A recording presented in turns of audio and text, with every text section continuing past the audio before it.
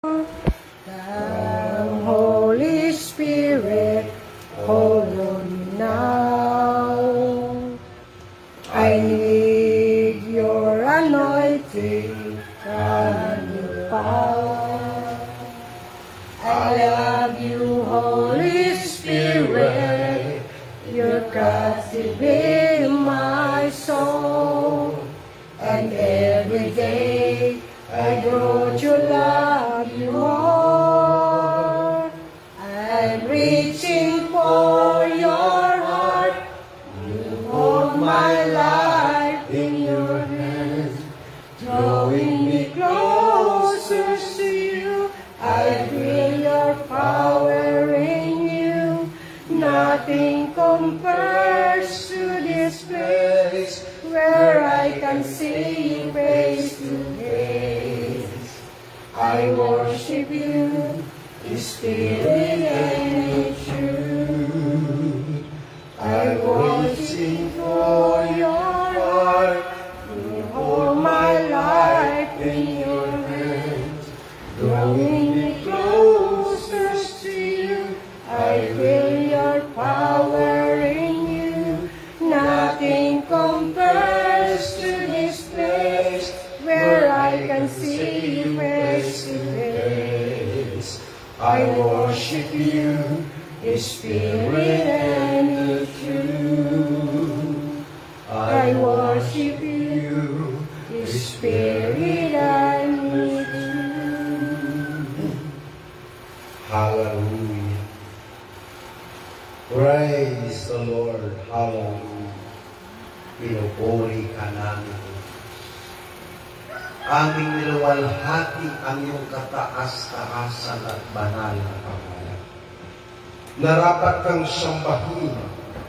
Narapat kang purihin, O Diyos. Hallelujah. Narapat kang alayan ng mga buhay namin, O Diyos. Narito kami sa umaga ito. Bagaman kami mga taong mahina, puno ng kahinaan, O Diyos.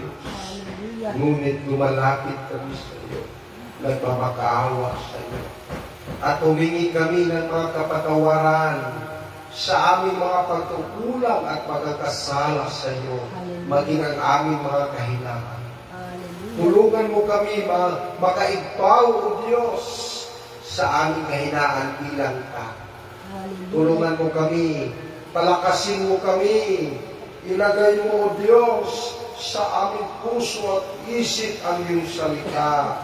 Suhayan mo kami ng Santong Espiritu at huwag mong bawiin sa amin ang iyong Santong Espiritu.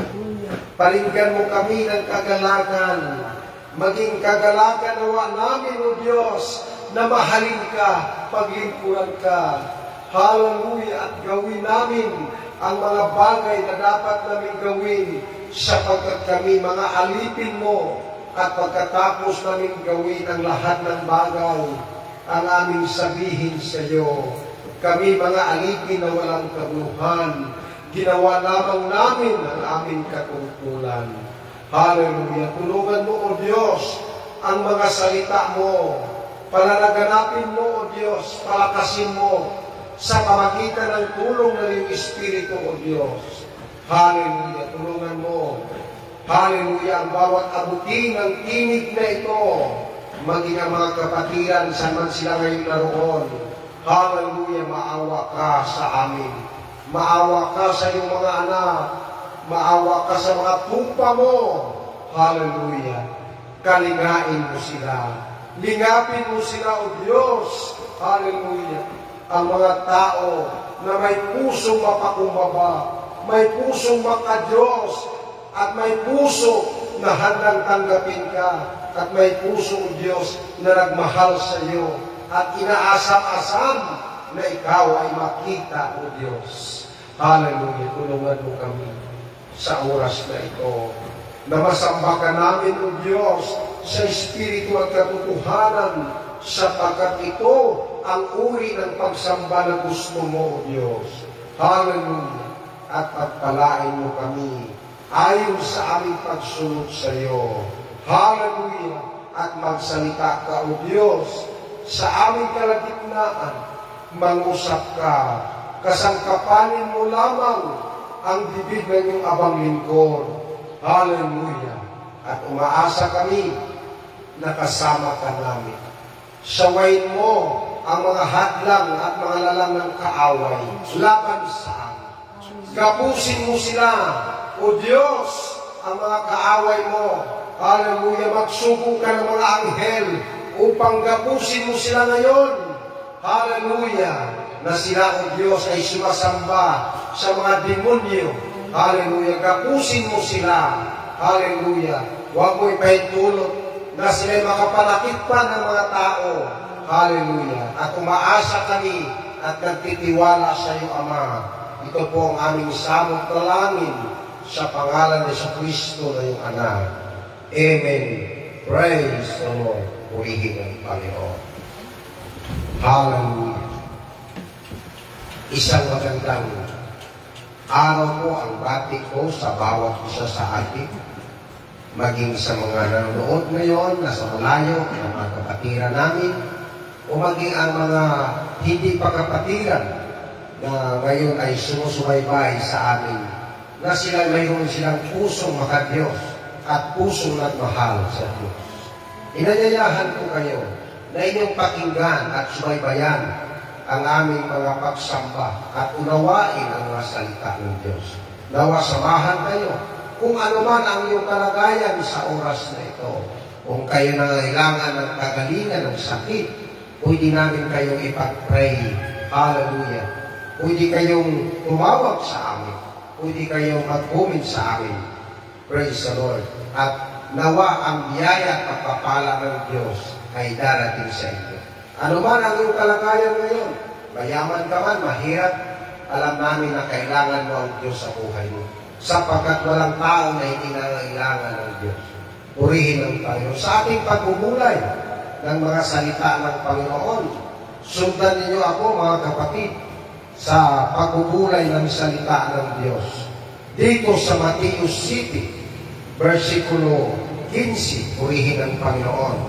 Dito muna sa 16, sa 15, mga ingat kayo sa mga bulaang propita na nagsisilapit sa inyo na may damit lupa, datapwa sa loob ay mga lubong maninira. Sa kalang mga bunga ay inyong mga kikilala sila. Mga kaputi baga ng mga ubas sa mga tinikan o ng mga igos sa mga dawagan.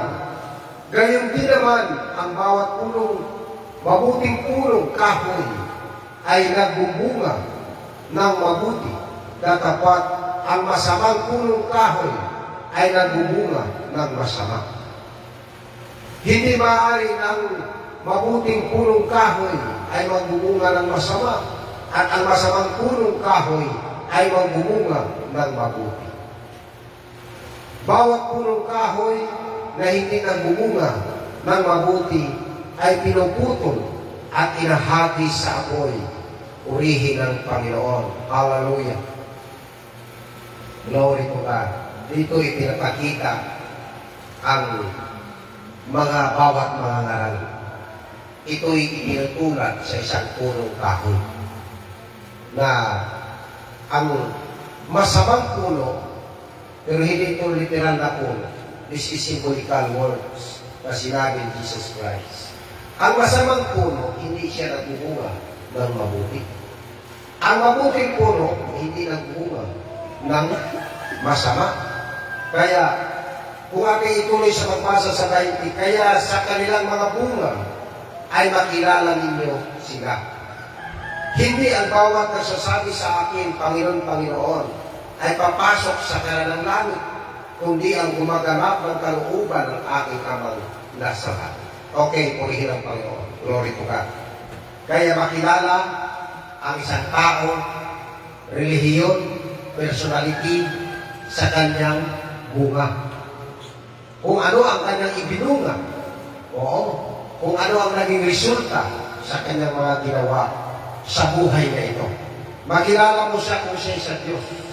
Purihin ang Panginoon. Bakit makilala mo siya? Sapagkat ang Diyos ay nagtanim ng puno at ang puno na kanyang itinanim nagbubunga ng makadiyos. Si Satanas nagtanim ng puno, ang kanyang itinanim, ang bunga ay ang kamatayan. Kaya sinasabi, may mga puno na hindi tinanim ng Amang Diyos. Uri ng Panginoon. Bakit? Nagtatanim din pala ang kaaway. Kung ating titingnan mga kapatid, dito sa salita ng Panginoon, ng bawat punong kahoy na hindi nagbubunga ng mabuti, ay binubunot niya. Oo. Pero, mayroon din palang puno na hindi tinanim ng Ama, ng Amang Diyos sa kalangitan. Tingnan natin mga kapatid, ang nasa Mateo 15:13. Datapwat sumagot siya at sinabi, ang bawat halamang hindi itinanim ng aking Ama na nasa kalangitan ay bubunutin. Ito ay nangangahulugan ng isang relihiyon. Hindi ito literal na puno. Ito ay isang relihiyon na hindi itinanim ng Diyos Ama. Ay bubunutin. Kaya, paano paraan mga kapatid? Ito ang mga pagbunot sa kanila. So, sila ay pupunin ng mga anghel sa katapusan ng sanlibutan. Aanihin sila at susunugin sila. Gaya na ating binasa ng una, ang masamang puno nagbubunga ng masama. Ang mabuting puno nagbubunga ng mabuti. Tiyak alam natin na ang tinanim ng Diyos ay nagbubunga ng mabuti. Hallelujah! Kaya sinasabi, bawat punong kahoy na hindi nagbubunga ng mabuti ay pinuputol at inihagis sa apoy. Ito ang mga punuan. Ibig sabihin, ito ay sumisimbolo sa mga tao. Na mga tao dito sa mundong ito, mga puno sila. Oo. Pag hindi sila nagbubunga ng mabuti, bubunutin sila at itatapon sa apoy. Ang apoy dito, sumisimbolo. Hindi ito literal na apoy na ginawa ng tao. Kundi ito ang apoy na ginawa ng Diyos. Ang impyerno. Oo. Siyang apoy na hindi ito na papatay o hindi ito mawawala magpakailanman. Oo. Dahil sinasabi ng salita ng Panginoon, huwag ninyong katakutan ang mga pumapatay sa inyong katawan. Pagkos katakutan ninyo ang makakapuksa ng inyong kaluluwa at katawan sa impyerno. Tingnan natin mga kapatid. Sa Mateo 10:28, tingnan natin.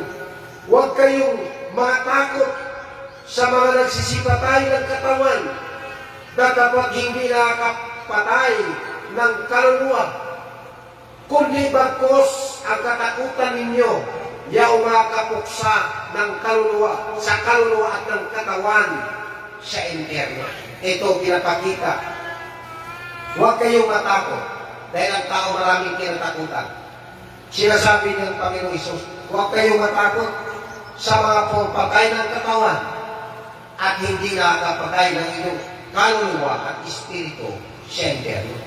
Dapat katakutan ninyo ang makapatay at makapuksa sa kaluluwa at katawan sa impyerno. Sino siya na dapat katakutan ng tao?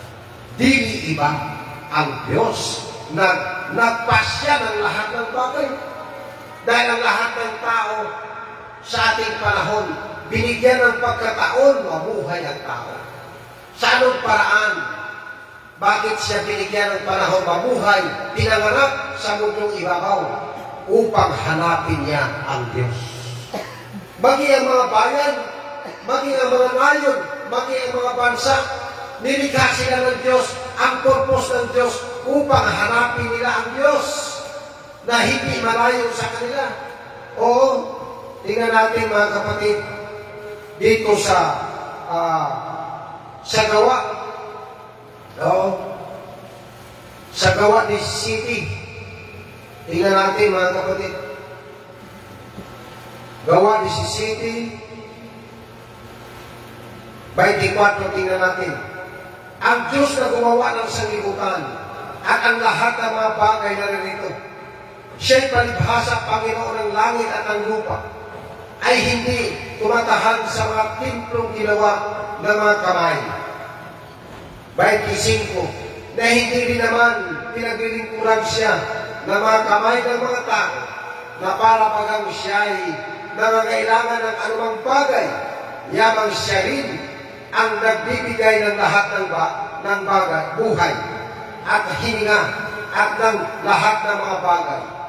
26, at ginawa niya ang isa sa bawat bansa ng mga tao upang magsipanahan sa balat ng buong lupa, na itinakda ang kanilang talagang ayos ng mga kapanahunan at ng mga hangganan ng kanilang tahanan, upang kanang hanapin ang Diyos, baka sakaling mahapuhap nila siya, at siya ay masumpungan, bagaman hindi siya malayo sa bawat isa sa atin. Okay, bakit ginawa ng Diyos ang lahat ng bagay? Ang tao, ang mga tahanan, ang mga bansa, upang hanapin nila ang Diyos. Na anong ibig sabihin? Ang lahat ng bagay, nilikha ng Diyos ang purpose sa tao man o anumang bagay para hanapin ang Diyos ng tao. Dahil lahat ng bagay nilikha ng Diyos para sa tao, isuporta niya sa tao. Gumawa ang Diyos ng hangin, oxygen para sa tao. Gumawa ang Diyos ng isda para pagkain sa tao. Gumawa ang Diyos ng mga hayop para pagkain sa tao. Mga gugulayin, lahat para sa tao. Para naman anong gagawin ng tao? Para hanapin nila ang Diyos. Purihin ang Panginoon. Dahil nilikha ng Diyos ang tao upang maging tagapagsimba sa Kanya, upang magpuri at magluwalhati sa Kanya. Kung paano sa langit nilikha ng Diyos ang mga anghel upang araw-araw, oras-oras, walang tigil, walang pahinga, sila'y sumasamba sa Diyos. Purihin ang Panginoon. Kaya mga anghel sumasamba doon, walang pahinga, araw-gabi, na nagsasabi, banal, banal, banal ang aming Diyos. Hindi man kaya ng tao yun. Dahil ang tao, kailangan ng tao matulog, magpahinga. Kailangan ng tao makatulog ng 8 oras. Lalo na sa mga may edad na. Sa mga bata ay kailangan na matulog na mahaba pa sa 8 oras. Ngunit ang tao, alam natin na puro ng kahinaan ng tao. Madali ang tao magkasakit. Oo. Katulad ko na may sakit na rayuma. Oo. May mga bagay na aking mapabayaan dahil sa mga kahinaan ng tao. Ngunit, hinanap ko ang Diyos. Pinaglingkuran ko siya. Mula nung ako, nakilala ko siya. Hanggang ngayon, pinaglingkuran ko siya. Purihin ang Panginoon. Tingnan natin mga kapatid, sa 28, Acts 17:28, sapagkat sa Kanya tayo nangabubuhay. Isipin mo, ang tao pala, bakit ka nabuhay? Bakit ka huminga? Bakit ka gumagalaw? Dahil ang Diyos ang nagbigay buhay, gaya ng ating inawit, na ang ating buhay ay nasa Kanyang kamay. Oo. Sapagkat sa Kanya tayo nabubuhay at nagsisikilos at mayroon tayong pagkatao na siya naman nang sinasabi ng ilan sa inyong sinasabi mga manunula, sapagkat tayo naman Kanyang lahi. 29, sapagkat tayo mga lahi ng Diyos, ay hindi nararapat natin isipin na ang pagka-Diyos ay katulad ng ginto, unang pilak, unang bato, unang inukit ng kabihasnan, ng katalduhan ng tao. Huwag natin isipin na ang Diyos ay inukit ng kabihasnan at katalduhan ng tao. Ngunit ang Diyos, mga kapatid, siyang lumikha ng lahat ng bagay at ang lahat ng bagay mula sa Kanya. Tingnan natin mga kapatid sa 30, ang mga panahon ng kahangalan ay pinalipas na nga ng Diyos. Dapat ngayon ipinag-utos niya sa mga tao na magsisi silang lahat sa lahat ng dako. Ito mga kapatid, ano ang ibig sabihin panahon ng kahangalan? Ang hangal, mangmang, isa lang yan. Hangal, mangmang, tanga. Oo, isa lang yan. Ano ang mangmang? Ano ang tanga? Ano ang mga bagay na yan na hangal? Bagay na yun na ginagawa ng walang malay at inosente pagdating sa paniwala at bilid sa Diyos, na ang ginagawa nila sa mga inosente at hangal na paniwala, itinutulad nila ang Diyos sa ginto, itinutulad sa bato, itinutulad sa kahoy, o nainukit sa katalinuhan at kaisipan ng tao. Hindi ganon ang Diyos, sapagkat ang Diyos, oo, ang siyang pinakamatalino sa lahat. Nilikha niya ang langit, nilikha niya ang lupa, mga bukal ng tubig, ang dagat, bawat oras, binabago niya, bawat minuto, binabago niya ang design ng langit. Walang pangungusap, walang salita, ngunit nagpapahayag na mayroong makapangyarihan sa lahat na gumagawa nito.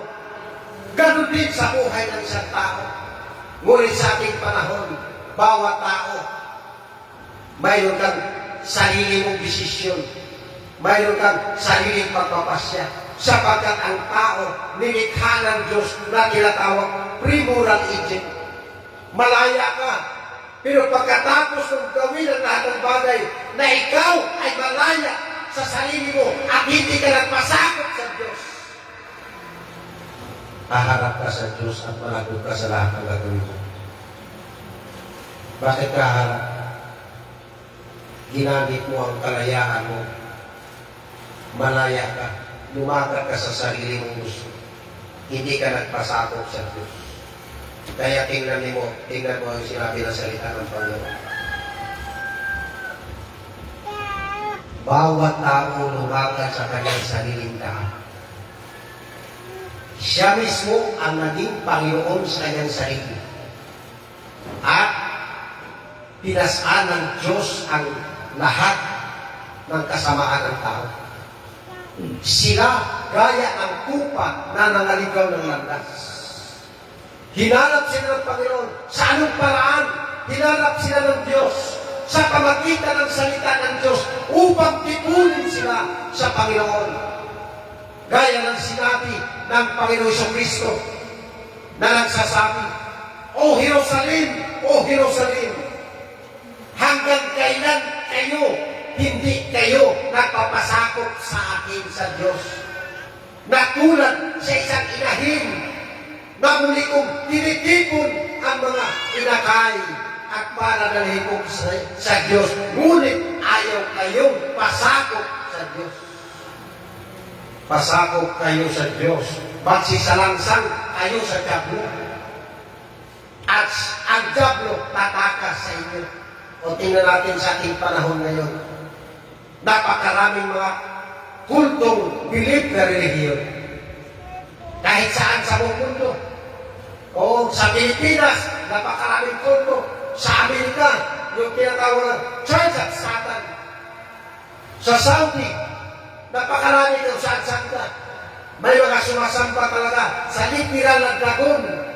May mga sumasamba sa mga inukit ng daliri ng tao. Ang iba, sumasamba bumalik sa lumang mga ribulto ni Baal. Ang iba bumalik sa ribulto ni Molok. Akala ko wala na yan.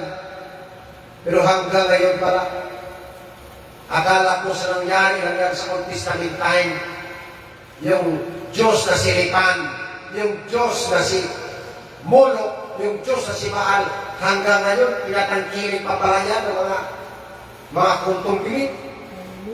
Oo, kumakain silang tao, na mga bata, na mga 2 years old pa lamang, kinakain nila, nililitsong nila.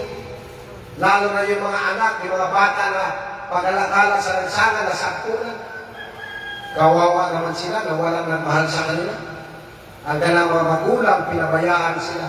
Nabitan po rin sila ng kasamaan sa mga taong kinakasangkapan ng demonyo. Sa ating panahon ngayon, ito'y pinag-utos ng Diyos na magsisi ang mga tao. Manumbalik sila sa tunay na Diyos.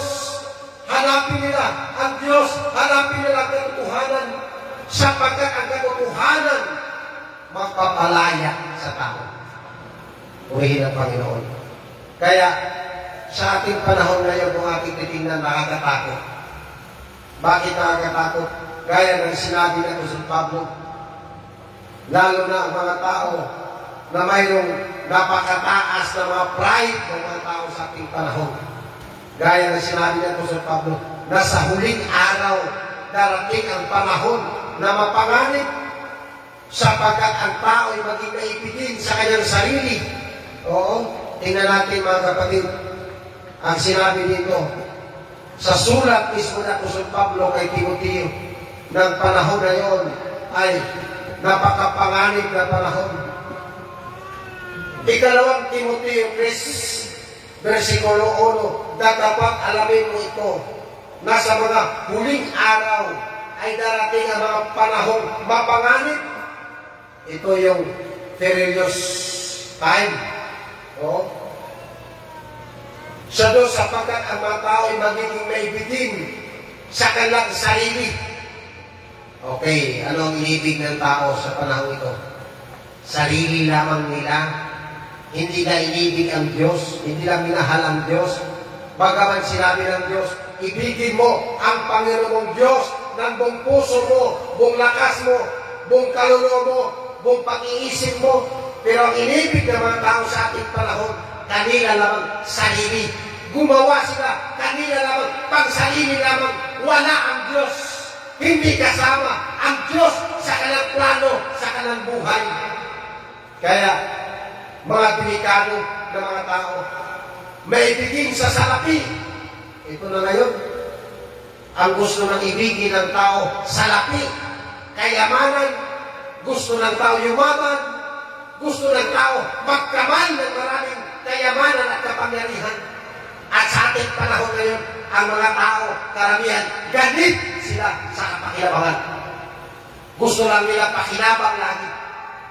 Ito sabi, sunod, mayayabang, mga mapagmalaki. Ito na, sa ating panahon ngayon, mga tao, mapagmayabang. O, mapagmalaki. Ito pa, mapagtungayaw. Ano mapagtungayaw? Palamura. Ha? Lagi nagmumura, bukang bibig nagmumura. Masuwayin. O, sa mga magulang, mga walang turing, mga walang kabanalan. Ano ibig sabihin na walang turing? Walang kabanalan. May relihiyon, pero walang kabanalan. Halimbawa, makita mo may mga relihiyon, pero yung kanilang kamit, halos kita na yung kanilang mga tinatagong bagay, private part sa kanilang katawan. May relihiyon yan. Pag tinanong mo, wala namang kabanalan yan. Hindi naman tumitingin ang Diyos sa ano? Katulad sa pagtingin sa kanan, ang tinitingnan ng Diyos ang puso naman ng tao. Magaling mga tuwiran. Nakapanti na lang halos pagkatapos na kabralo ng lakad. Pag sinita mo, hindi naman tumitingin ang Diyos sa pagpisikal, puso naman. Ang galing mo, pre. Ang galing mo, Mari. Mayroon ako nakita ang grupo, malakas talaga ang kaloriya. Pag sumisindir sila, talagang puro all white. Nung pumunta ako sa bahay nila, pinapanood sa akin yung mga album, nakita ko yung mga anak niya, mga mag-awit sa kanilang simbahan, mga nakapanti lang at saka nakabra, nagpapicture, napakawalang hiya. Naroon pa yung kanilang mama, kung kinonsinti sabi ko, bakit ganun? Nawala na ka ba ang sagot? Hindi naman tumitingin ang Diyos sa pang-pisikal, tumitingin ang Diyos sa puso. Nako, lokohin mo na lulo mo. Okay, tuloy tayo sa case. Ikalawang Timoteo 3, versikulo 3. Walang katutubong pag-ibig. Ha? Ano yung katutubong pag-ibig? Walang katutubong pag-ibig. Wala yung, ano ba? Yung likas na pag-ibig. mga walang paglulubag, mga palabintangin. Ito yung mga palabintangin. Marami yan sa ating panahon. Pagbintangan ka, kung ano na pagbintang, sabi ng Diyos, huwag kang magbibintang. Oo, kasama yan sa kautusan. Huwag kang magbibintang dahil pag nagbintang ka, isa yan sa paglabag. Mga walang pagpipigil sa sarili. Ano yung walang pagpipigil sa sarili? Kailangan magkaroon tayo ng tinatawag self-control. Pagpipigil sa sarili. Oo. Mga mabangis. Ano yung mga mabangis? Yo. Ang mabangis, kumakain ng tao yan. Gaya ng mga relihiyon ngayon na kumakain ng tao. Yo. Hindi mga maibigin sa mabuti. Hindi maibigin sa mabuti. Bakit? Yun ang nangyayari sa ating panahon ngayon. At wala doon nakarang linggo pagkatapos ko sumamba. Namingwit ako doon sa may unay sa Ganmarating. Hindi para na ako nakahuli ng isda. May dumating na lasing daligan kami. Tinanong ka ganang. Grabing mga salita gusto na niya akong patay. Ay, wag mo ako sumaksak. Patay kaya yung sinaksak ko. Wala lang ako, hindi lang bakit nagtigil na ako sa sarili ko. Bakit mga kapatid? Nagpakilala akong pastor, pagkatapos doon, gusto na akong saksakin. Hallelujah. Pray na ako sa Panginoon. Bakit? Ganyan ang panahon ngayon, mapangalit. Kung may huli pa akong isla sa siguro gusto niyang kunin yung isla ko. Nakakatakot ng mga tao sa ating panahon ngayon. Okay, tuloy tayo. Mga lilo. 4. Mga matitigas ang ulo. Mga palalo. Mga maibigin sa kalayawan kaysa mga maibigin sa Diyos. Ang gusto ng tao, kalayawan. Tingnan mo yung mga tao ngayon. Pagdating sa salita ng Diyos, walang nanonood yan. Pero pagdating doon sa mga babae na sumasayaw sa mga kalaswaan, million yung nanonood. Yung viewers, napakarami. Pero itong aming salita ng Diyos, tunay na salita ng Diyos, walang nanonood. Bakit? Ito yung panahon ngayon.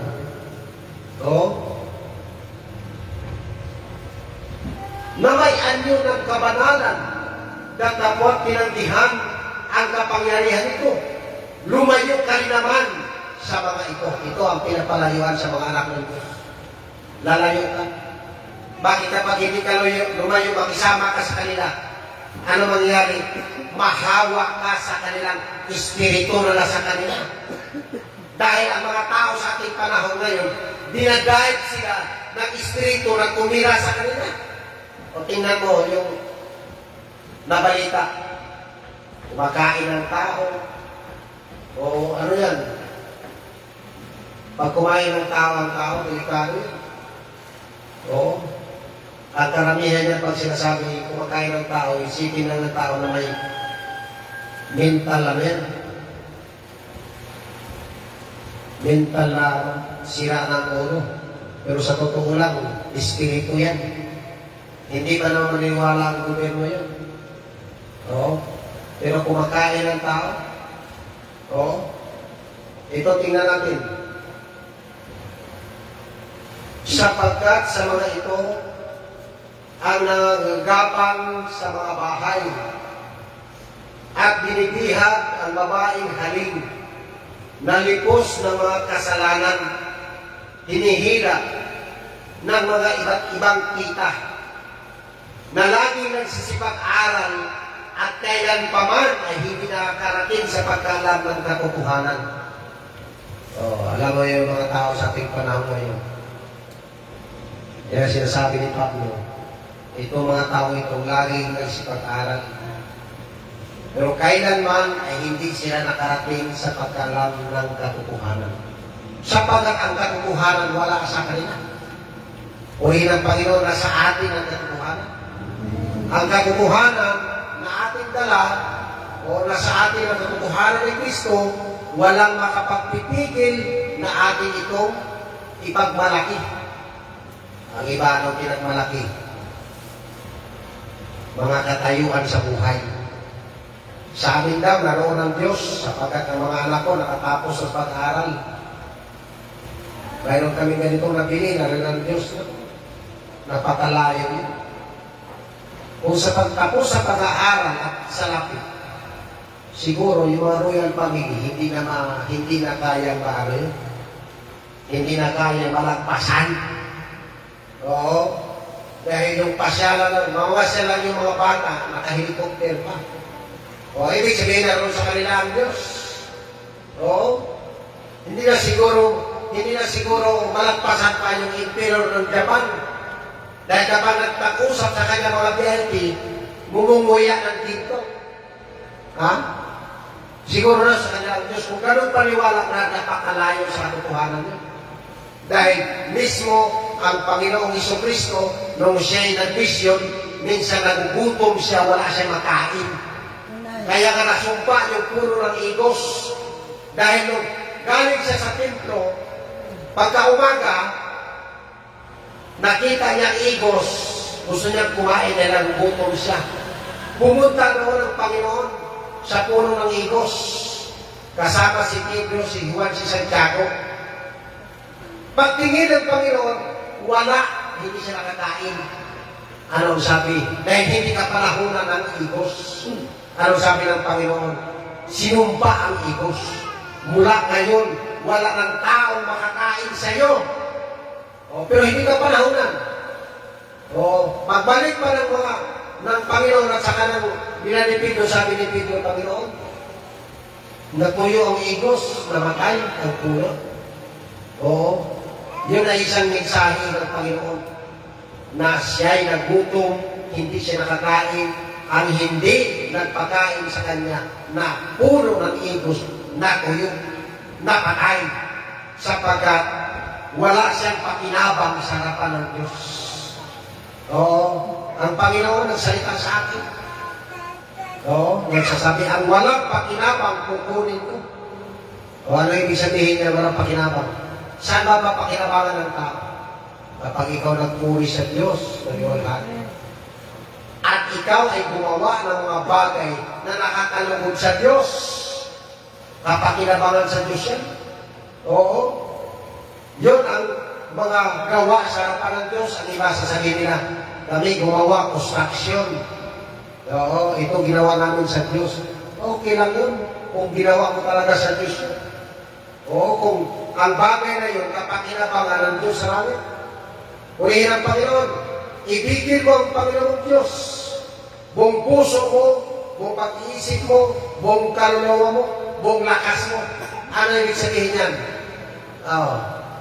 Kung graduhan ka noon sa pag-ibig sa Diyos, na mabuo na 100%. At 2025 yan, apat yan na 25. Para mabuo na 100 ng iyong grado sa harapan ng Diyos. Sa lakas, sa pag-isip. Sa puso. Apat yan. Kaya purihin ang Panginoon.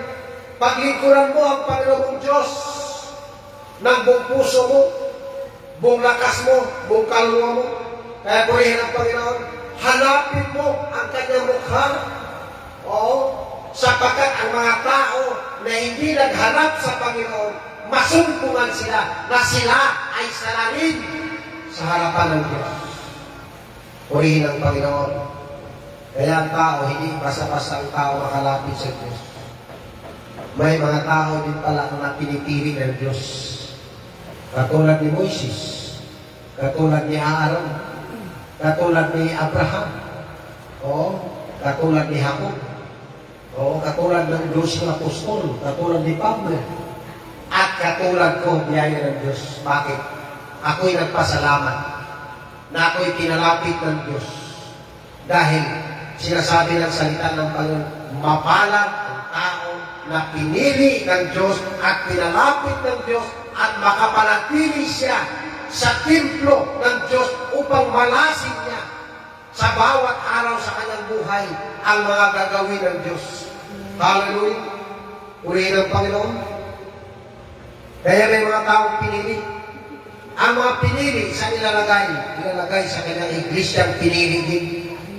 Uri ng Panginoon. Tingnan natin mga kapatid, dito sa Salmo 65, versikulo 4, mapalad ang tao na iyong pinili at pinalalapit mo sa iyo upang siya'y makatahan sa iyong mga looban. Kami ay nasisiyahan sa kabutihan ng iyong bahay, ng iyong banal na templo. Mapalad ang tao na pinili ng Diyos. Mapalad ang tao na pinalapit ng Diyos. Ang mga tao naman na pinili ng Diyos, yan ay mga tao na yan, nilagyan ng Diyos ng puso na magmahal sa Kanya. Dahil ang mga tao sa ating panahon, wala ng pagmamahal, walang katutubong pag-ibig sa Diyos. Ang iniibig ng tao ngayon, kalayawan, bisyo, mga karangyaan, salapi. Yan ang iniibig ng tao. Hindi iniibig ng tao ang Diyos. Pero kung ating titingnan ba yan? Sa bawat araw, may trabaho ang Diyos sa tao. Oo. Sa bawat araw, bawat oras, bawat minuto, mayroong responsibility ang Diyos na ginagawa sa isang tao. Oo. Dahil ang mga organ sa loob ng katawan ng tao, Diyos pa rin ang nagpapakilos, nagpapagalaw. Oo. Ang ating hininga, bigay ng Diyos sa tao. O, pero ang tao, sabihin mo, na maglingkod tayo sa Diyos, ayaw ng tao. Pero hindi nila inisip yan, na ang ganang buhay, bawat araw, bawat minuto, bawat segundo, mayroong ginawa ang Diyos sa kanyang buhay. O, paggising ko sa umaga, mayroong ka pang hininga, ibig sabihin, ginampanan pa ng Diyos ang kanyang duty at responsibility sa iyo. Oo, yung oxygen na ibinigay ng Diyos. Pag hindi na ang Diyos magbigay ng oxygen sa tao, kapag oxygen sa ospital, mahal ang bawat angki. Pero ang Diyos, bawat minuto, walang bayad. Umiinom ka, walang bayad ng tubig. Bagaman sa nawasa may bayad ka dahil gumawa na sila ng tubo. Oo. Humuli ka ng isda. Hindi, pag nakahuli ka ng isda, hindi sasabihin ng mga anghel, okay, ticket, bayaran mo yan. Ilan nakuha ko? Wala. Oo. Pag ikaw nagawa ng, kumuha ka ng mga bagay na ginawa ng Diyos, kumuha ka ng bato, gawin mong bahay, hindi ka pinapabayad ng Diyos. Bagaman sa grabe lansan, may bayad na. Kumuha ka ng kahoy para gawin mong bahay. Oo. Kung walang ano sa iyo, no, sasabihin na sa panig ng Diyos na, oy, bawal yan. Dahil, ano yan? Amin yan. Hindi. Dahil lahat ng bagay, binigay ng Diyos sa tao, walang bayad. Kaligtasan na matanggap ng tao mula sa Diyos, walang bayad. Oo, walang bayad dahil hindi pinapabayaran ng Diyos. Kahit karapatan at authority na binigay ng Diyos sa kanyang mga sinugong apostol. Sabi, walang bayad. Oo, binigay sa inyong bayad, walang bayad. Tinanggap na walang bayad, ibigay mo rin walang bayad. Ganon ang Diyos. Walang involved na salapi. Oo, pero nung ang Panginoon sa Kristo kinikit, sabay na ng tax doon sa Israel. Siningin si Pedro, sinabihan siya ng maniningin ng tax collector, Pedro, hindi ba mabayaran ng iyong Panginoon ang isang drachmang coins na bayaran ninyo sa religion? Oo. Sabi, hindi namin alam. Tinanong ni Pedro ang Panginoon, hindi ba tayo magbabayad ng tax? Sabi ng Panginoon, Pedro, ano bang alam mo? Ang mga hari pa sa lupa, naniningil ba sila ng buhay sa kanilang mga anak o sa iba? Sabi ni Pedro sa iba, magbayad tayo, Pedro, para hindi tayo matisuran. Anong ginawa? Dahil walang pira ang Panginoon. Wala, sabi, wala siyang pira. Mayroon silang opening bag, yung sukot na dala ni Judas, wala nang laman. Anong sabi ng Panginoon? Pumunta ka pang Pedro sa laot. Maghuli ka ng isda. Ihulog mo ang iyong kawil. Kapag ang unang isda na mahuli mo, ibuka mo ang bibig, naroon yung tirang pangbayad.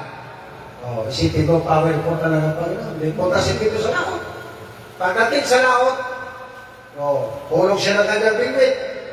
Nung may isda na kumain, ng kanyang bibig, hinatak niya. Nung tanggalin niya yung cover sa bibig, ninangan ni Pedro, nandoon yung tila na salapi. Isang drachma na pangbayad sa tax collector. Grabe siguro kung gano'ng katindi tayo. Pero ang Panginoon, kaya niyang gumawa ng paraan. Tingnan ninyo, walang makain. 3,000 katao. Kasi ang Panginoon, maraming bisis nagpakain. Nagpakain sa 3,000, may 5,000, may 8,000 katao. Puro lang lalaki, walang kasama babae at bata. Walang pagkain. Yan ang sinasabi, wala silang pira, pero sagana sila sa kapangyarihan ng Diyos. Dumating yung bata, nadala ni Pilipi. Sabi itong bata, walang pagkain. Sabi ng mga alagad, Panginoon, liblib ang lugar na ito. Paalisin mo yung mga tao para makakain at makatuluyan sa mga bahay-bahay kung saan-saan. Sabi ng Panginoon, maawa ako sa kanila. Ipinakita ng Panginoon ang pagkamaawain.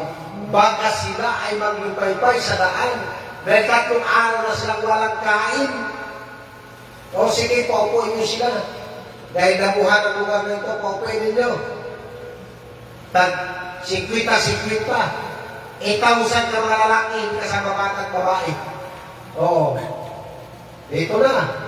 Binasbasan ng Panginoon yung pagkain. Nung ibinigay na niya sa mga alagad na para ipakain, ang nakapagtataka. Ang baon na ng bata, kayang nagkasyang kainin ng mahigit yun 16,000 sa mag-asawa pa lang. Mahigit 16,000 ka perso, hindi kasama ang bata. Dumami. Hindi nila naubos. Yan ang ibig sabihin ng mensahe. Ang biyaya ng Diyos walang maubusan. Dahil ang mga bagay na mula sa Diyos ang maliit, kaya niyang paramihin. Yung sinasabi, ang mayroong marami, hindi sumubra. Ang may kunti, nagkasya at sumubra pa. Bakit? Ganon ka, lakas ang kapangyarihan ng Diyos. Kung ang Diyos gumawa sa buhay natin, ang Diyos kaya niya gawin sapagkat lahat ng bagay nalikha mula sa salita ng Diyos. Purihin ang Panginoon. Kaya, sa paglilingkod sa Diyos, mga kapatid, alam mo ang tao, may isipan ng tao. Kasabihin ng tao, hindi ko ituno ang paglilingkod ko sa Diyos. Dahil ako mawalan. Sabi ng Panginoon, ang takot mawalan sa akin at sa Ebanghelyo, mawalan talaga pati buhay niya. Ang hindi takot mawalan dahil sa akin at sa Ebanghelyo, magkaroon. Tingnan ninyo yan. Ganon katindi ang Panginoon. Ang ibig sabihin, handa kang sumugal para sa Kanya, magkaroon ka. Pero takot kang sumugal para sa Kanya, mawala lahat, pati buhay mo lahat. Sapagkat, ano ang ibibigay ng tao katumbas sa kanyang buhay? Sapagkat ang buhay ng tao, higit pa sa buong yaman ng sanglibutan. Higit pa sa buong yaman ng sanglibutan. Kaya, halimbawa sa tunay na iglesia, makadala ka ng isang kaluluwa. Ang ibig sabihin, ikaw ay nananalo ng malaking kayamanan sa harapan ng Diyos. Dahil ang isang kaluluwa na naakay mo, nadala mo sa Diyos, libo-libo na mga anghel sa langit ang nagsasaya dahil sa isang kaluluwa na nanumbalik at naglingkod sa Diyos. Ganon katindi. Ngayon, yung mga umalis sa iglesia, pinahintulog na rin sila na mawala sila. Bakit pinahintulog silang nawala sila? Dahil ang Diyos ay hindi tumitingin sa pisikal na kalagayan. Oo, ang Diyos ay tumitingin sa puso ng tao dahil nakita ng Diyos ang kanilang puso na tinaniman ng salita ng Diyos, ngunit ang salita ng Diyos hindi nagbubunga sa kanyang puso sapagkat ang kanyang puso ay masama. Hallelujah. Ano ang salita ng Diyos? Sino ang may dala ng salita ng Diyos? Ang may dala ng salita ng Diyos, sinugo ng Diyos. Ito ang salita ng Diyos na sasalitain ng sinugo ng Diyos. Magkaroon ng laman ang iyong puso at isip kapag tinanggap mo ito at ipamuhay mo ito. Kapag hindi mo tinanggap ang salita ng Diyos, ikaw ang sign niyan. Ikaw ay isang tao, upah. Anong upah? May bagal, pero walang laman. Kaya sinasabi ng salita ng Panginoon sa panahon ni Zacarias, ang lahat ng tao sa buong mundo, ang bayang ito, sabi ng Diyos, silang lahat, puro silang upah. Bakit upah? Silang lahat, hindi nila nireceive at hindi nila tinanggap ang salita ng Diyos. Dahil ang salita ng Diyos, siya sanang maging laman ng iyong isip at puso at paglingkuran mo ang Diyos. Kaya sinasabi, sila ay dadagitin ng takak at dadalhin sila sa malayong lugar sapagkat hindi na inibig ang Diyos. At ano ang gagawin sa upah? Susunugin ng Diyos sa kanyang sunugan. Ano ang gagawin ng trigong may laman? Mga kapatid, dadalhin sa kanyang kaharian. Paano magkaroon ng laman? Ang salita ng Diyos, mga kapatid. Ito, kapag tinanggap mo sa puso mo, ipamuhay mo, magbubunga ka. Lalo na kung ang puso mo ay puso mabait na puso, puso mapakumbaba. Yan ang sinasabi ni Kristo. Mapalad ang mga tao may puso mapakumbaba. Amen. Yan ang kasama yan. Mapalad ang mga tao may puso na pure heart sapagkat makikita nila ang Diyos. Sabi nila na walang makakita sa Diyos. Kinukontra na kagad nila ang mga salita ng Biblia. Dahil maraming mga banal na tao na nakikita sa Diyos. Walang tao na hindi banal na makakita sa Diyos. Kaya ang pagpakabanal at ang kapayapaan dapat manahan sa ating puso sapagkat pag wala ito, sino man ay hindi makakita sa Diyos. Amen.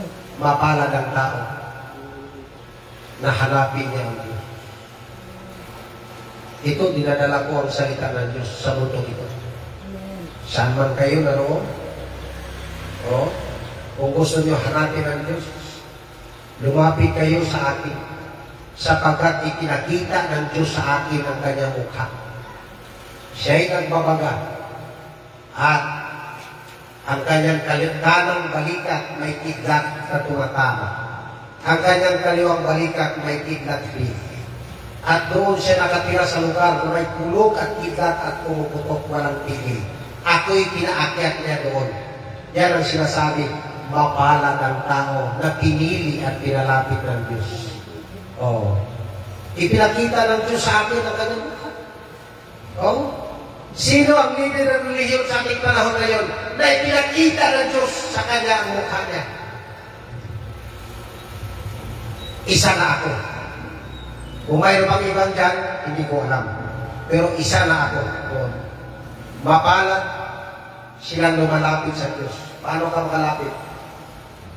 Paano ka makipag-isa sa Diyos? Sabi ni Juan, ang aming nakita at aming narinig, siya namin binabalita sa inyo upang magkaroon kayo ng pakikisama sa amin, sa Ama at sa kanyang anak na si Jesu Cristo. Ano ibig sabihin?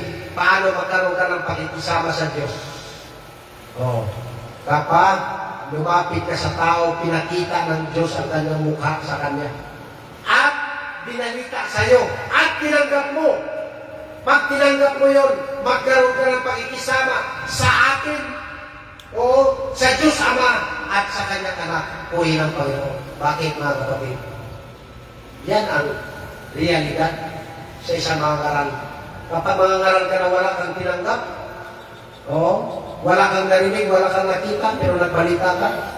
Sabi ng iba, nabasa ko sa Biblia. Pag nabasa mo sa Biblia, hindi sa'yo yan. Pero kung katulad nun sa Biblia, ibig sabihin, the same kagaya ng mga propita at mga apostol. Purihin ang Panginoon. Tayong lahat ay tatay.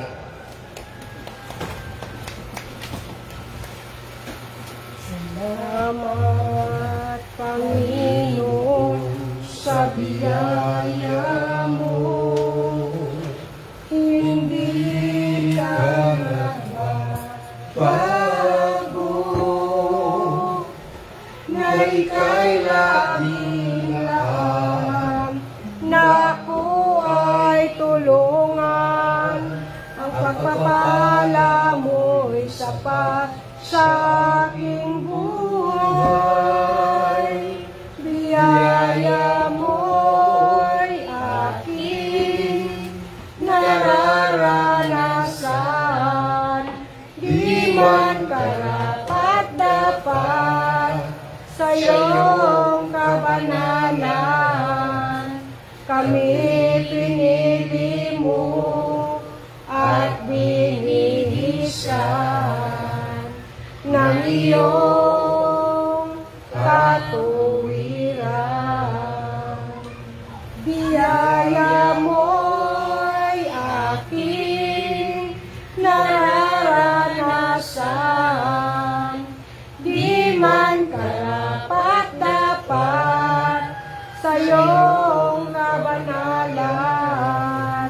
Kami pinili mo at binilisan ng iyong katuwiran, ng iyong katuwiran. Salamat dakilang Diyos sa buhay ng mga kapatid, sa buhay ng mga tao na mahal sa iyo, sa buhay ng mga tao na mga pinili mo at mga tupa, dalhin mo sila sa iyo, Kristo. Pagpalain mo ang kaloob ng iyong anak, gamitin mo ito sa kanlado ng iyong Kristo. Balik mo, O Diyos, sa kanila na maraming Jesus. Maasa kami, O Diyos, ngayon sa oras na ito, na kasama ka namin at sa aming pagputol-putol ng tinapay na sumisimulo sa katawan ng iyong bugtong lalang na si Kristo at makasama ka namin. Maging sa pagputol-putol ng pag-inom ng katas ng upas, linisin mo kami, kanilin mo, at maging dapatin mo kami sa pagtangkap nito. Ipagpatawad mo sa amin ang aming pagkakasala, O Diyos, aming kinikilala ang aming pagkakasala at pagkukulang sa iyo. Patawarin mo kami, ito po aming samot na langit sa pangalan sa Kristo na iyong anak. Amen. Praise the Lord.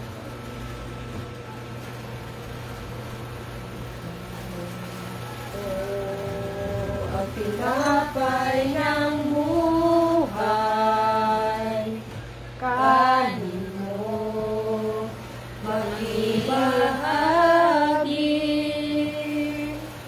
Ito ang tinapay ng buhay, kanin mo, mag-iisa. Yan ang katawan, binayobay, upang ikaw ay mabuhay. Yan ang katawan, naghirap, upang iyong kamtan ang buhay na walang hanggan. Mga kapatid, hawak natin ang tinapay, walang libadura, na ito'y sumisimulo sa katawan ng ating Panginoon Kristo. Bago natin tagapin, magkaroon tayo ng pagsaliksik sa ating sarili, hindi na ng tawad at huwag tayo makakain ng kasalanan. Nagpilang Diyos na aming Ama, banal at makapangyarihan sa lahat. Linisin mo kami, panalin mo kami, at paghindapatin mo kami sa pagtanggap sa tinapay na ito na sumisimulo sa katawan ng iyong bukong na anak na si Panginoon Kristo. Ito pong aming sakot alawan sa Panginoon si Kristo naman. Sapagkat tinanggap ko sa Panginoon ang binibigay ko naman sa inyo ng Panginoong Jesus ng gabing sa iyong pagkaroon ay 50 tinapay. At ang siya makapagpasalamat ay kanyang pinagputol-putol at sinabi, ito ang aking katawan na pinagputol-putol dahil sa inyo. Gawin niyo ito sa pag-alala sa akin. Kainin natin ang tinapay.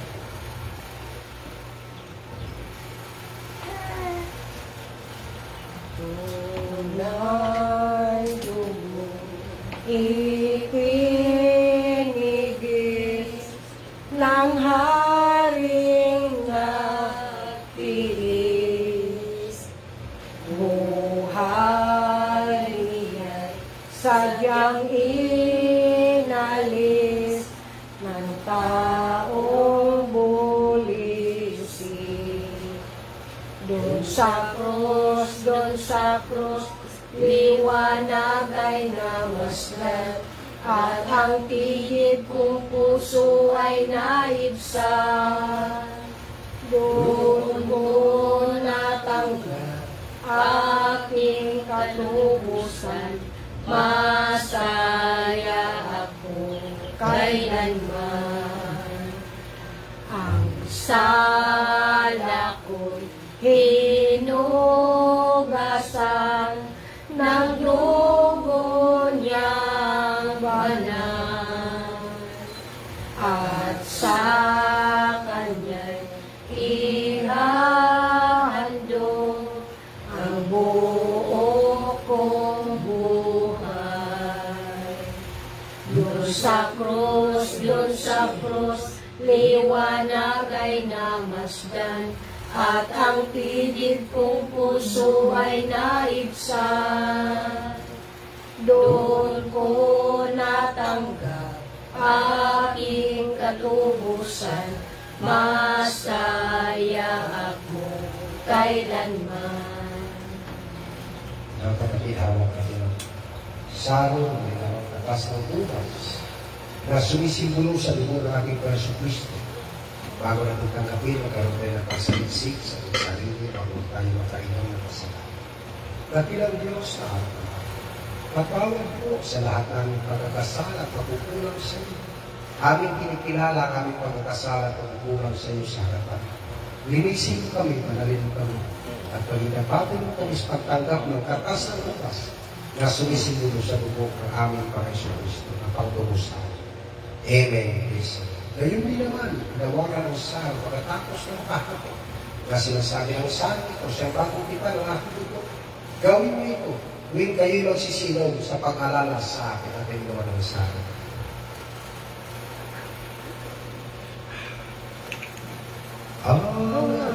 Alay papurihan At ng Espiritong Banal ng mga taong nilalang at ng tala sa kalangitan. Amen. Ngayon din sa makapag-iingat sa inyo mula sa mga kriso at sa inyo makapagharap na walang kapitasan na may malaking ganap sa harapan ng kanyang paluhatian. Sa isang Diyos na ating tagapagligtas sa pamagitan ng Kristo na ating Panginoon, sumakanya nawa ang kaluhatian, ang karangalan, ang paghahari at ang kapangyarihan sa panahon at ngayon at magpakailanman. Siya nawa. Panginoon Diyos aming tinanggap, taglay sa pagbisan, lumahagi sa iyong pag-ibig, ay siya namin ihayag ay sumandi.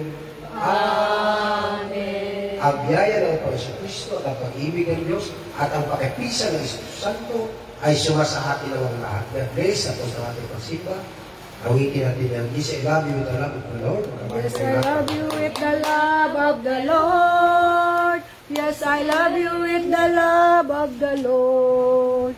I I can see in you the glory of my King. Yes, I love you with the love of the Lord. O mahal kita sa Panginoon. O mahal kita sa Panginoon. Nakikita niya, kalwalhatian niya. O mahal kita sa Panginoon.